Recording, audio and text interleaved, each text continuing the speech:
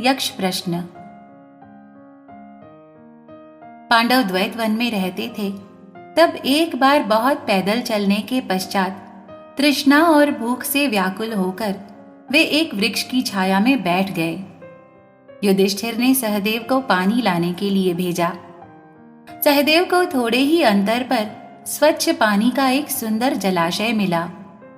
वो जल को स्पर्श करने ही लगा था कि किसी के शब्द सुनाई पड़े।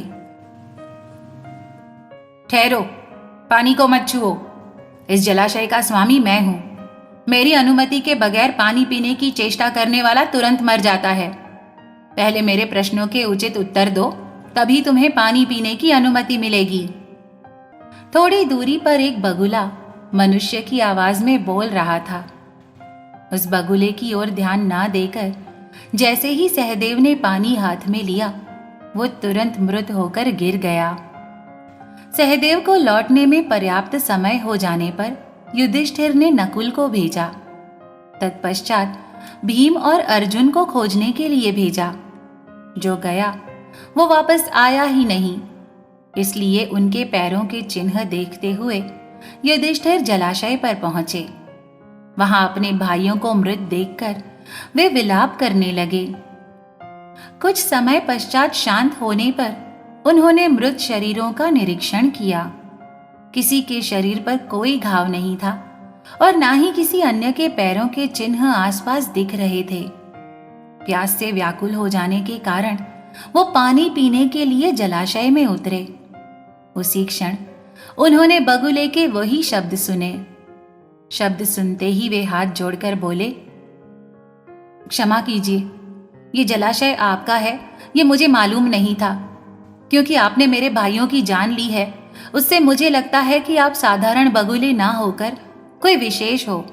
आप अपने प्रश्न पूछिए, मैं यथाबुद्धि उत्तर दूंगा और आपकी आज्ञा होने पर ही पानी पीऊंगा। युधिष्ठिर का कहना समाप्त होते ही उस बगुले के स्थान पर एक यक्ष प्रकट हो गया। उसने युधिष्ठिर से नीति, धर्म, आचरण तथा दर्शन से जुड़े अनेक कठिन प्रश्न पूछे। युधिष्ठिर ने सभी प्रश्नों के यथोचित उत्तर दिए।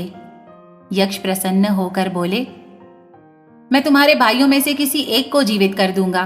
किसे करना है, बोलो। युधिष्ठिर ने नकुल को जीवित करने के लिए कहा। तब अचरज से यक्ष ने पूछा, अतुल पराक्रमी भीम अथवा अपराजित अर्जुन को छोड़कर तुमने नकुल को क्यों चुना? युधिष्ठिर ने उत्तर दिया, मेरे पिता की कुंती और माद्री 2 पत्नियां थीं। कुंती पुत्र मैं जीवित हूं, अब माद्री पुत्र नकुल जीवित होना ही योग्य है। तत्क्षण यक्ष का रूप त्याग कर वहां साक्षात यमदेव प्रकट हो गए। प्रसन्न होकर उन्होंने अपने पुत्र युधिष्ठिर की बहुत प्रशंसा की।